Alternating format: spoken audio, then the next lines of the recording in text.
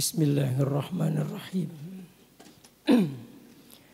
Alhamdulillahilladzi qad akhraja nata'ijal fikri li arbabil hija wa khata'anhu min sama'il aqli kulla hijabi min sahabil jahli.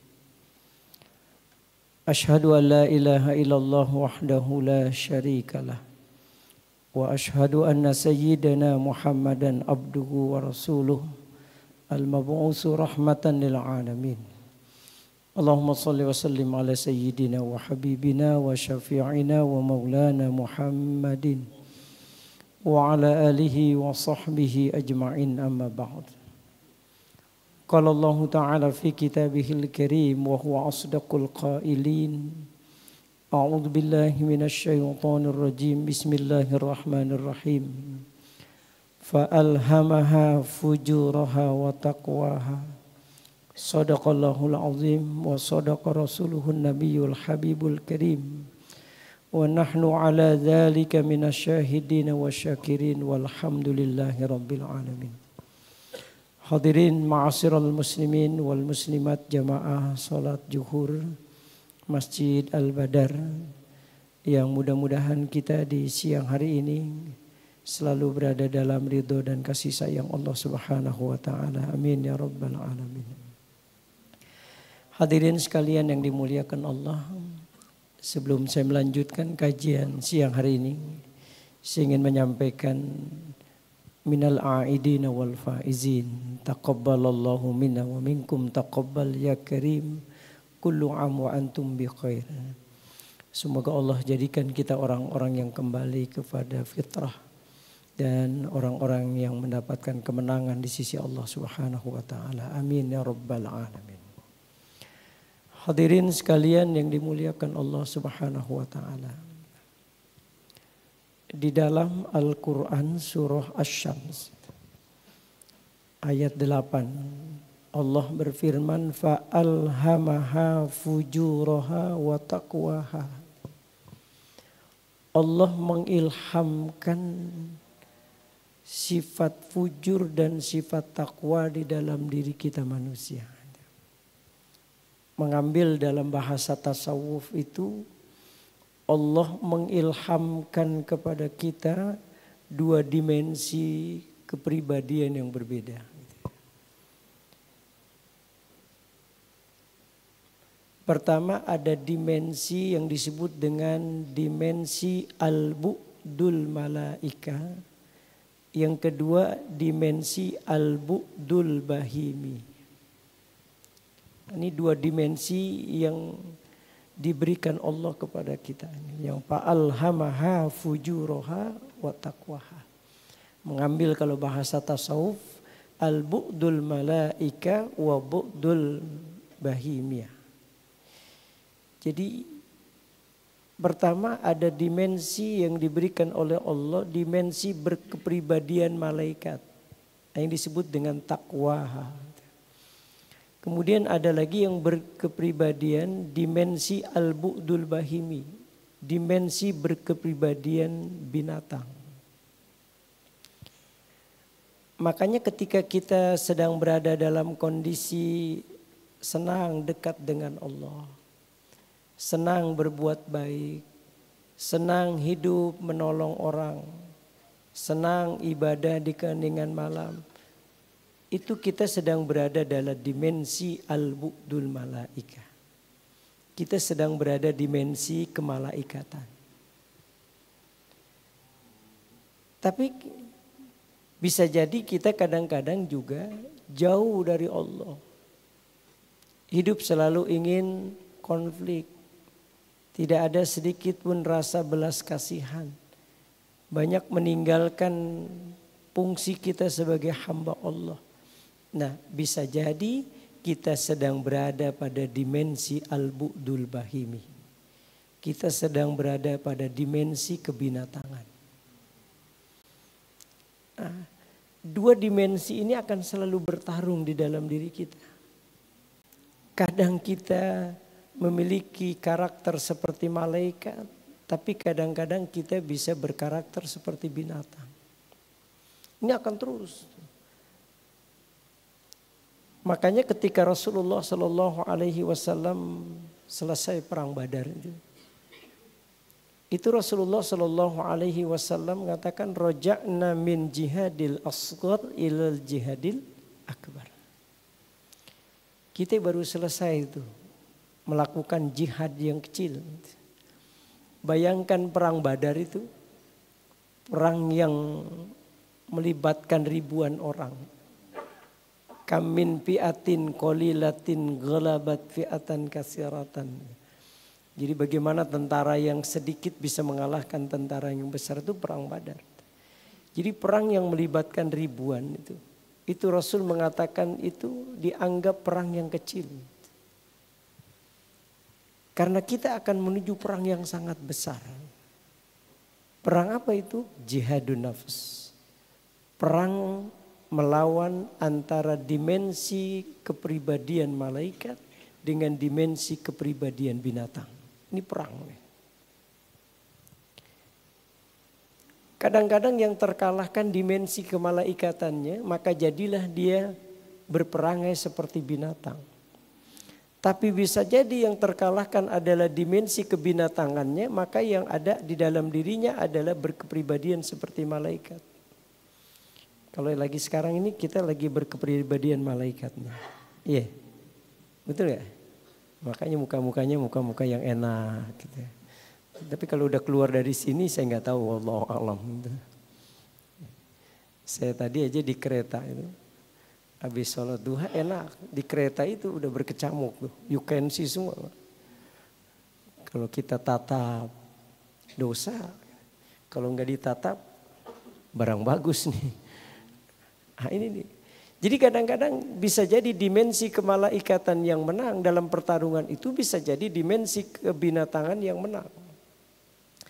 Maka bagaimana caranya supaya kita mampu memenangkan dimensi kemalaikatan di dalam diri kita sehingga kita selalu berada pada dimensi al-bu'dul malaika.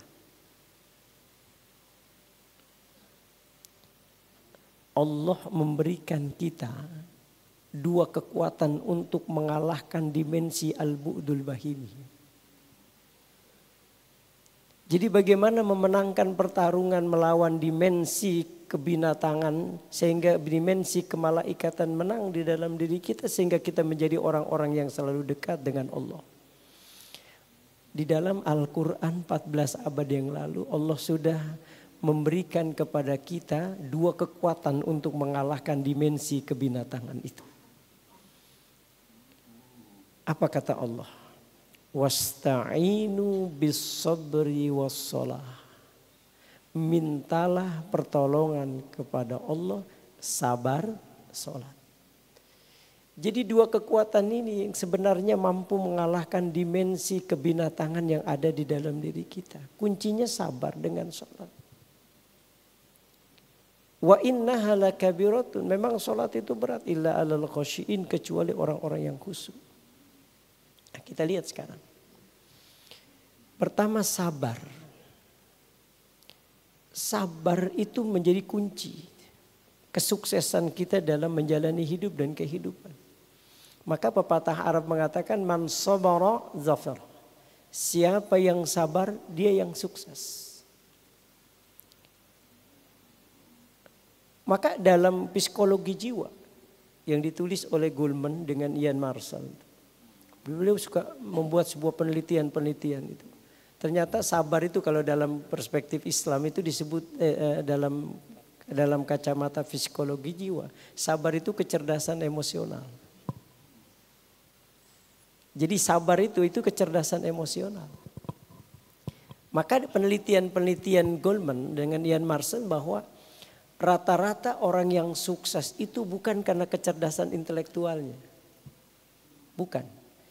Bahkan beliau melakukan sebuah penelitian bahwa kesuksesan seseorang itu 20% itu kecerdasan intelektual. Selebihnya apa? Kecerdasan emosional dan kecerdasan spiritual. Maka di kota-kota besar di Amerika itu rata-rata orang-orang yang menduduki jabatan-jabatan strategis baik dalam pemerintahan maupun swasta. Itu orang-orang yang rata-rata mereka memiliki kecerdasan emosional. Artinya orang-orang yang sabar dalam menjalani hidup itulah orang-orang yang sukses dalam kehidupan.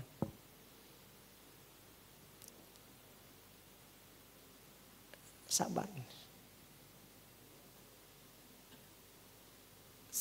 Kita kenapa kadang-kadang kurang sabar? Kita itu kadang-kadang kesuksesan di depan mata kita itu hilang gitu saja. Karena kurang sabar. Ini contoh ya, saya membuat sebuah analogi sederhana gini. Ada sebuah batu besar, gitu, batu besar.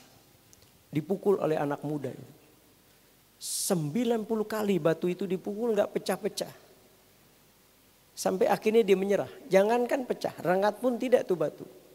Tiba-tiba ada kakek-kakek tua mengambil kampak itu dari tangan anak muda. Lalu kemudian dia pukul batu itu. Ternyata 4 kali pukulan pecah itu batu. Anak muda ini terkagum-kagum sama si kakek tua ini. Pasti si kakek ini punya kesaktian ini. Sayang 90 kali aja enggak pecah. Loh dia 4 kali kok pecah. Apa jawaban si kakek? Nah, kakek itu enggak sakti. Kakek cuma melanjutkan pukulanmu. Kalau kamu sabar saja 4 kali, batu ini akan pecah. Itulah yang terjadi dalam kehidupan kita. Kesuksesan di depan mata kita itu hilang disebabkan kenapa? Karena kecerdasan emosional yang disebut dengan sabar kita tidak miliki. Makanya orang-orang yang sabar itu diapresiasi oleh Allah Subhanahu wa taala. Innama yuwaffas sabiruna ajrahum bighairi hisab. Jadi orang-orang yang sabar itu, Pak, nilai keutamaan di sisi Allah Subhanahu wa taala, pahalanya itu bighairi hisab, udah enggak ada batasan lagi. Bahkan Rasulullah Shallallahu Alaihi Wasallam pernah menyanjung Ummu Sulaim karena kesabaran beliau.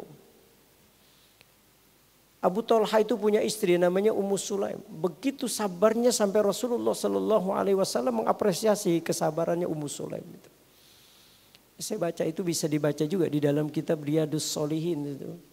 Syekh Abi Zakaria Yahya Muhyiddin bin Syaraf An-Nawawi bagaimana kemudian diceritakan Ummu Sulaim dengan Abu Talha itu. Jadi ketika Abu Talha berangkat karena memang ada kepentingan yang harus dia berangkat. Dan dia meninggalkan anaknya yang sedang sakit. Karena ini tugas maka berangkatlah itu Abu Talha. Nah ternyata anaknya yang sangat dicintainya ini terlebih dahulu dipanggil oleh Allah Subhanahu wa taala. Lalu kemudian Ummu Sulaim itu dengan sabarnya memperlakukan anaknya dengan baik, jenazahnya dimakamkan dan sebagainya. Satu riwayat tidak dimakamkan tapi diletakkan di satu tempat. Malam itu suaminya datang Abu Talha menanyakan bagaimana keadaan anak kita sayang. Ummu Sulaim yang awalnya dia bersedih hati, siapapun orang tua pasti tidak tanggup menahan kesedihan. Dia katakan, abang, anak kita sudah lebih baik dari kemarin. Artinya tidak bohong Ummu Sulaim. Yang tadinya anaknya menderita sakit sekarang sudah dihilangkan penyakitnya oleh Allah karena dia sudah dipanggil oleh Allah Subhanahu wa taala. Dan Ummu Sulaim berusaha malam itu tidak menampakkan kesedihan sedikit pun. Bahkan dia bersolek. Dia dandan dengan seindah-indahnya. Sehingga kemudian malam itu sempat-sempatnya Ummu Sulaim dengan Abu Talha bercumbu. Satu riwayat ketika Abu Talha hendak berangkat ke masjid, Ummu Sulaim menanyakan, abang, bagaimana pandangan abang kalau seandainya ada tetangga menitipkan sesuatu. Lalu kemudian tetangga itu mau mengambilnya, titipan yang dia titipkan kepada tetangganya itu. Alangkah tidak baiknya ketika tetangganya itu tidak memberikan titipan itu. Mestinya dia harus berikan titipan itu. Dan dia sudah merasa lega karena titipan itu sudah tidak lagi. Begitu ya bang? Iya. Bukankah anak kita titipan Allah? Iya betul. 10 tahun yang lalu Allah menitipkan kepada kita bang. Seorang anak yang manis, yang indah ketika kita memandangnya. Sekarang yang menitipkan itu sudah mengambilnya bang. Disitulah Abu Talha Lalu kemudian bergegas datang kepada Rasulullah Sallallahu Alaihi Wasallam menceritakan apa yang diceritakan Ummu Sulaim terhadap keadaan dirinya yang sama sekali tidak dikasih tahu malam itu kalau anaknya meninggal. Apa kata Rasulullah? Kelak nanti kan lahir dari Ummu Sulaim itu pentahfidz Al-Quran karena kesabarannya itu. Nah, ini yang disebut dengan kecerdasan emosional. Kesabaran. Ini yang menjadikan kita itu memiliki kekuatan. Ramadan kemarin betul-betul. Iya. Kita betul-betul dididik oleh Allah Subhanahu wa taala melalui ibadah puasa. Dengan kesabaran yang luar biasa. Siang hari terasa lapar, rasa haus dan dahaga. Sebenarnya kita bisa loh. Memakan makanan yang sisa kemarin mungkin barangkali masih tersisa. Tapi kenapa kita tidak lakukan? Sabar. Kalau belum waktunya, jangan. Nah, ini yang pertama. Jadi kekuatan yang diberikan Allah kepada kita untuk memenangkan pertarungan melawan dimensi kebinatangan adalah dengan cara sabar. Makanya orang-orang yang sabar itu dicintai oleh Allah Subhanahu wa taala. Innallaha ma'as sabirin. Orang-orang yang sabar inilah orang-orang yang nanti bersama dengan Allah Subhanahu wa taala. Maka di dalam Qasasul Anbiya itu kan ada nabi yang disebut dengan ulul azmi. Itu 5 orang nabi yang diberikan kemuliaan oleh Allah karena kesabaran mereka itu. Nah, ini yang pertama. Ya, jadi kunci kesuksesan kita untuk bisa menjadikan dimensi kemalaikatan ada di dalam diri kita sehingga kemudian kita selalu ingin dekat dengan Allah, selalu ingin berbuat baik, selalu ingin menjadi hamba Allah yang terbaik. Maka lakukan pertama adalah sabar. Yang kedua apa? Wassalah, salat. Jadi selain daripada sabar, salat ini menjadi kunci kesuksesan kita. Makanya Allah memberikan janji bagi orang-orang yang salatnya benar. Allah katakan aqimis shalah innas sholata tanha 'anil fahsya'i wal munkar.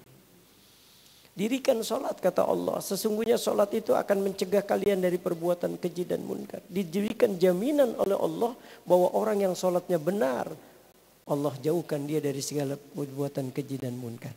Cuma timbul pertanyaan, kenapa kita sholat tapi kita masih saja terjebak pada perbuatan-perbuatan keji dan munkar? Maka tidak heran Rasulullah Shallallahu Alaihi Wasallam mengatakan alladzina yusalluna wa la yusallun. Ada orang-orang yang sholat tapi pada hakikatnya dia tidak sholat. Siapa mereka? Orang-orang yang menjadikan sholatnya tidak pernah bermakna di dalam kehidupan. Makanya Allah katakan di akhir ayat itu wa innaha lakabiratun illa 'alal khashiin. Sesungguhnya salat itu berat kata Allah kecuali buat orang-orang yang khusyuk. Iya ini. Siapa orang-orang yang khusyuk? Al-Qur'an simpel menggambarkan alladzina yadhunnuna annahum mulaqu rabbihim wa annahum ilaihi raji'un. Jadi orang-orang yang menyangka bahwa suatu saat nanti dia akan bertemu dengan Tuhan. Jadi orang-orang yang mempersiapkan dirinya, orang yang betul-betul lil isti'dad untuk mempersiapkan dirinya menghadapi hari di mana nanti suatu saat dia dimintai pertanggungjawaban di hadapan Allah. Maka dalam kajian-kajian keagamaan kita sering kali mengenal khusyuk itu ada 3, ada 5 gitu khusyuk itu. Khusyuk itu ada 5 itu. Ada khusyuk persiapan, ada khusyuk gerakan, ada khusyuk bacaan, ada khusyuk pikiran dan ada khusyuk perasaan. Sudahkah kehusyuan yang 5 itu terintegrasi ketika kita menjalani sholat? Sehingga kemudian sholat kita betul-betul sholat yang bermakna? Jawabannya mungkin belum. Pertama kita lihat aja khusyuk persiapan. Bagaimana khusyuk persiapan? Yang pertama khusyuk persiapan kita ketika kita sholat. Jadikan panggilan azan itu seolah-olah kita yang butuh Allah bukan Allah yang butuh kita. Ya? Yakinkan dulu di dalam diri kita bahwa kita yang butuh Allah, bukan Allah yang butuh kita. Maka ketika ada panggilan azan Allahu Akbar, Allahu Akbar. Apa yang terjadi ketika kita yang butuh Allah? Maka kita akan segera bersegera untuk menyambut panggilan Allah Subhanahu wa taala. Ya kan gitu. Kalau Pak Arif butuh saya, maka kapanpun saya siap.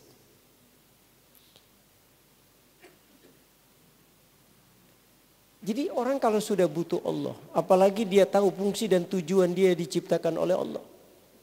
Wa ma khalaqtul jinna wal insa illa liya'budun. Tidaklah aku ciptakan jin dan manusia kecuali untuk beribadah. Jadi fungsi utama kita diciptakan oleh Allah tidak lain adalah untuk beribadah. Maka sesibuk apapun kita dalam menjalani hidup ini, kalau Allah sudah memanggil kita, tinggalkan urusan-urusan dunia. Kita menuju pada apa? Fungsi dan tujuan kita diciptakan oleh Allah. Saya membuat sebuah analogi gini lagi. Ini handphone fungsinya apa? Komunikasi ya. Tapi kan di dalam handphone ini ada musik, ada TikTok, ada video, ada rekaman dan sebagainya. Boleh nggak saya pakai? Boleh. Tapi kalau orang udah nelpon saya, maka semua saya tinggalin. Iya. Kalau Ustadz Arif sudah nelpon saya tinggalin tuh semuanya. Yang saya lagi main TikTok saya tinggalin. Kenapa? Ada yang telepon masuk. Berarti saya sedang memfungsikan fungsi handphone ini diciptakan. Betul ya? Tapi kalau seandainya saya asik dengan TikTok saya, nggak memperdulikan panggilan, berarti saya nggak memfungsikan ini dengan baik. Begitulah kita. Ketika kita dalam kehidupan dunia ini, Allah memanggil kita dengan panggilan azan. Ingat, fungsi dan tujuan kita untuk beribadah kepada Allah. Maka yang tadinya urusan-urusan dunia tinggalkan semua. Kenapa? Karena kita sedang memfungsikan diri kita sebagai hamba Allah. Kalau orang itu ngerti fungsi dan tujuannya itu, ditinggalin semua. Apalagi ya Allah, kalau Allah sudah mengatakan ma min dabatin fil ar illa 'alallahi rizquha. Allah sudah jamin kok rezeki kita, enggak ada satupun makhluk yang Allah ciptakan yang tidak diberikan rezeki oleh Allah. Semuanya dikasih rezeki oleh Allah. Yang kedua, khusus persiapannya apa? Berwudulah kita dengan sebaik-baik wudu. Karena ini menjadi penentu. Maka dalam kaidah usul fikih ada istilah mala yatimul wajib ila bihi fahuwa wajibun. Jadi wudu itu menjadi penyempurna ketika kita melaksanakan ibadah sholat itu. Khusyuk dan tidaknya itu tergantung di situ. Maka Nabi selalu mengingatkan, man tawaddo'a fa ahsanal wudu'a. Perbaiki wudu. Itu di dalam kitab Bidayatul Hidayah, Pak. Bagaimana Imam Ghazali itu menjelaskan secara rinci bagaimana jalan-jalan menuju ketakwaan kita kepada Allah. Ternyata wudu itu penting sekali. Dari mulai kita berwudu itu sangat penting untuk menentukan kekhusyuan sholat kita. Ketika kita mulai berwudu, bismillahirrahmanirrahim. Basuh tangan kita, doa. Allahumma inni as'alukal yumna wal barakah wa a'udzubika minas su'mi wal halakah. Ya Allah, jadikan kedua tangan ini penuh dengan keberkahan. Jangan kau jadikan tangan ini penuh kesialan. Dari situ aja kita bukan hanya membersihkan secara zahiri tapi batiniah. Makanya Syekh Abdullah Alwi Al-Haddad di dalam kitab Nasaihud Diniyah wal Wasayal Imaniyah beliau mengatakan bahwa ketakwaan itu bukan hanya sesuatu yang zahir. Beliau mengatakan intisalu awamir lillah wajtinabu nawahi zahiran wa batinan. Jadi sebuah ketakwaan itu bukan hanya bersifat zahir. Bukan hanya kita membersihkan tangan kita dari kekotoran. Tapi dibutuhkan sesuatu yang bersifat batiniah. Maka di dalam kitab yang sama. Wasrif inayataka ilal amril qalbi wal batin. Maka sudah saatnya kita betul-betul mempusatkan diri kita kepada hal-hal yang bersifat qalb dan sesuatu yang bersifat batin. Nah, itu deh. Kita masukkan juga air kita hidung. Allahumma inni as'aluka Ya Allah, aku mohon agar diberikan wangi-wangian surga. Diberikan oleh Allah. Mengeluarkan air hidung. Ya. Allahumma inni a'udzubika min rawaihin nar.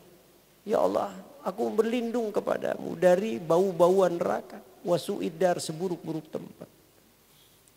Basuh tangan kita. Allahumma a'tini kitabi biyamini wa hasibni hisaba yasira. Ya Allah, berikan ini tangan kanan ini. Kitab nanti dari tangan, catatan amalku dari tangan kanan ini. Dan hisablah aku seringan dengan hisab. Basuh muka juga. Allahumma bayyid wajhi kama tabyadu wujuhu awliyaik kama tusawwid wajhi kama taswadu wujuhu a'daik. Ya Allah, putihkan wajahku sebagaimana kau putihkan wajah kekasihmu ya Allah. Dan jangan kau hitamkan wajahku sebagaimana kau hitamkan musuh-musuhmu ya Allah. Jadi bukan hanya bersifat zahir tapi batini. Karena ini juga menjadi pelengkap bagaimana sholat kita nanti penuh khusyuk. Bagaimana wudhu kita, bagaimana sholat kita mau khusyuk sementara wudhu kadang kita asal wudhu. Begitu tuh Pak, itu Imam Ghazali itu. Insya Allah nanti kalau saya sempat, saya tulis nanti saya tirit sama Ustaz Arif. Supaya kita betul-betul memfokuskan itu masalah wudhu dengan baik gitu. Nah, yang selanjutnya persiapan itu apa? Pakaian. Ini pakaian sangat menentukan. Rasulullah Shallallahu Alaihi Wasallam kalau udah sholat ya, dia pakaikan pakaian yang terbaik. Pakaian yang terbaik. Wangi-wangian. Karena kan kecerdasan otak kanan, otak kiri itu kan masing-masing mereka punya makanan tersendiri. Jangan sampai otak kiri mengganggu otak kanan. Maka perlu ada sesuatu yang merangsang mereka kemudian bisa khusyuk. Nah ini baru khusyuk persiapan. Belum lagi khusyuk gerakan. Gerakan ketika kita mau mulai sholat. Makanya dalam satu riwayat itu Ali bin Abi Thalib ketika dia berwudu itu pucat pasi Pak. Itu Imam Ali ketika dia selesai wudu pucat pasi. Ketika ditanya Ali kenapa kau pucat pasi? Bagaimana aku tidak takut karena sebentar lagi akan menghadap Sang Rabbul Jalil Allah Jalla Jalaluh. Bagaimana Imam Ali memaknai sholat begitu luar biasa di dalam dirinya. Kita mulai itu gerakan-gerakan itu. Ya. Terserah itu ada yang mau teori energi gitu gerakan-gerakan Allahu Akbar. Jadi gerakan itu juga mempengaruhi keusuhan sholat kita. Itu bisa dibaca itu. Saya kalau ceramah di hotel-hotel kalau tentang sholat khusyuk itu saya ada gerakan-gerakan itu. Saya jelaskan secara rinci bagaimana dari sisi kesehatannya, ya, dari sisi spiritualnya itu semua gerakan-gerakan sholat itu mengandung nilai yang luar biasa. Makanya tidak heran Pak sekarang di Toronto, di Kanada itu banyak sekali dokter-dokter masuk Islam. Karena dia menemukan mutiara-mutiara di dalam Al-Quran yang selama ini tidak pernah dia temukan dalam agama lain. Ada namanya Dr. Kate Moore di Kanada masuk Islam. Jadi sekarang ini perkembangan Islam itu luar biasa di negara-negara Eropa, di Amerika dan sebagainya. Kenapa? Karena mereka kemudian menemukan mutiara-mutiara yang ada di dalam Al-Quran. Makanya kita kadang-kadang membaca Quran baru sebatas membaca tetapi belum mampu kita aktualisasikan isi kandungan Quran. Makanya di Quran itu disinggung. Summa awrasnal kitabal ladzina astafaina min ibadina faminhum zalimun li nafsi wa minhum muqtasid wa minhum sabiqun bil khairat.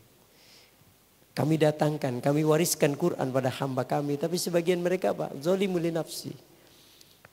Zolim terhadap diri mereka sendiri. Mereka baca Quran tapi isi kandungan Quran sama sekali tidak pernah teraplikasi dalam kehidupannya. Wa minhum muqtasid, ada yang juga setengah hati. Giliran ada ayat yang menyinggung dirinya dia tidak pakai. Tapi giliran ada ayat yang dia suka pakai.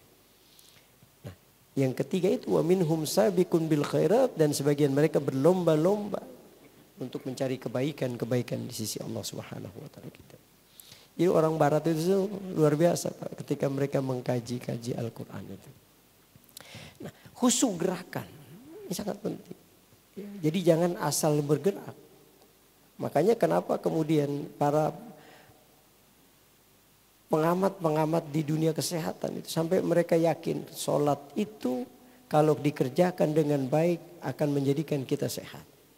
Maka kenapa Rasulullah itu nggak pernah sakit dan sakit hanya beberapa kali karena Rasulullah melaksanakan sholat dengan baik. Yang kedua apa? Bacaan, khusyuk bacaan. Orang yang mampu menjadikan sholatnya khusyuk ketika bacaan itu dia renungkan. Kita baca gitu. Allahu Akbar. Bukan hanya sekedar ucapan. Tetapi pengejauhan makna itu. Maka ketika kita sholat. Dengan kita membaca Allahu Akbar. Sebenarnya kita sedang meninggalkan Jakarta. Kita meninggalkan Indonesia. Kita meninggalkan dunia ini. Kemana kita? Kita sedang as-sholatu mi'rajul mu'min. Kita sedang mi'raj. Kita sedang mi'raj. Disitulah kita harus tanggalkan semua. Pangkat, jabatan, kedudukan, kekayaan. Kita betul-betul mengimplementasikan kalimat Allahu Akbar di dalam diri kita. Makanya orang yang takbirnya benar di dalam sholat. Maka teraktualisasi dalam kehidupan dia menjadi orang yang tidak akan pernah sombong di dalam hidupnya itu. Itu makna itu. Nah, ini bacaan. Makanya kalau kita baca Fatihah gitu. Alhamdulillahi Rabbil Alamin. Sambil hati kita ngomong. Segala puji bagimu ya Allah. Tuhan seluruh sekalian alam. Ar-Rahmanir Rahim. Engkau maha pengasih lagi maha penyayang ya Allah. Jadikan Fatihah itu sebagai dialog kita dengan Allah Subhanahu wa ta'ala. Kalau kita baca cuman alhamdulillahi rabbil alamin. Tapi tidak pernah mau memaknai kalimat itu. Susah. Makanya perlu kita tahu maknanya di dalam sholat itu. Supaya sholat kita betul-betul sempurna. Nah itu khusyuk bacaan. Lalu kemudian khusyuk pikiran. Khusyuk pikiran. Jadi mengkonsentrasikan. Bacaan-bacaan yang kita baca tadi itu. Bukan hanya bacaan tadi. Tapi kita harus juga makna-makna itu terkandung di dalamnya. Barulah kemudian perasaan. Perasaan ini lebih kepada aktualisasi. Makanya di dalam Al-Quran itu surah Al-Fat. Ada tanda identitas umat Rasulullah itu di antaranya simahum fi wujuhihim min asari sujud. Itu para ulama bukan berarti kemudian tanda orang yang beriman kepada Allah dan menjadi umatnya Nabi itu ada jidat hitam di jidatnya. Bukan itu saja. Tetapi yang dimaksud dengan simahum fi wujuhim ini adalah aktualisasi dari ibadah sholatnya. Mampu nggak takbiratul ihram yang dia baca kemudian menjadikan dia orang yang menjadi tawadu dalam hidupnya? Mampukah kalimat-kalimat doa ibtita inna sholati wa nusuki wa mahyaya kemudian teraplikasi dalam hidupnya dia menjadi orang yang ikhlas. Orang yang ketika dia berbuat baik tidak ada harapan orang lain membalas kebaikannya. Ketika dia baca alhamdulillahi rabbil alamin, di mana tingkat syukurnya di saat itu. Ketika diberikan nikmat oleh Allah Subhanahu wa ta'ala, itu yang kemudian kalau kita renungkan lalu kemudian kita aplikasikan, insya Allah itulah yang disebut dengan khusyuk. Orang yang ketika dia melaksanakan ibadah sholat, betul-betul dia aktualisasikan seluruh nilai-nilai ibadah sholat di dalam kehidupannya. Nah, kalau itu kita kerjakan, insya Allah dimensi kemalaikatan akan ada di dalam diri kita. Sehingga dimensi kebinatangan itu akan terkalahkan. Sehingga hidup kita jauh dari keburukan. Nah inilah pesan yang Rasulullah sampaikan. Kemudian yang Allah sampaikan juga. Wasta'inu bis sabri wassalah. Mintalah kalian pertolongan kepada Allah dengan cara sabar dan sholat. Mudah-mudahan dengan dua amalan ini dalam kehidupan kita, Allah jadikan kita orang-orang yang bukan hanya sukses di dunia, tetapi juga sukses di akhirat. Saya kira itu barangkali yang bisa sampaikan. Mudah-mudahan Allah memberikan taufik dan hidayah kepada kita semua, agar kita senantiasa berada pada al-bu'dul malaika, dimensi berkepribadian malaikat yang selalu ingin dekat dengan Allah, selalu ingin hidup tentram, selalu ingin berzikir, selalu ingin menjadi hamba Allah yang terbaik, selalu ingin berbuat kebaikan kepada siapapun tanpa pernah berharap orang lain membalas akan kebaikan kita. Ya, mudah-mudahan Allah berikan taufik dan hidayah kepada kita semua agar kita menjadi orang-orang yang terbaik di sisi Allah Subhanahu wa taala. Mohon maaf lahir dan batin. Wallahul muwaffiq ila aqwamit thoriq. Wassalamualaikum warahmatullahi wabarakatuh.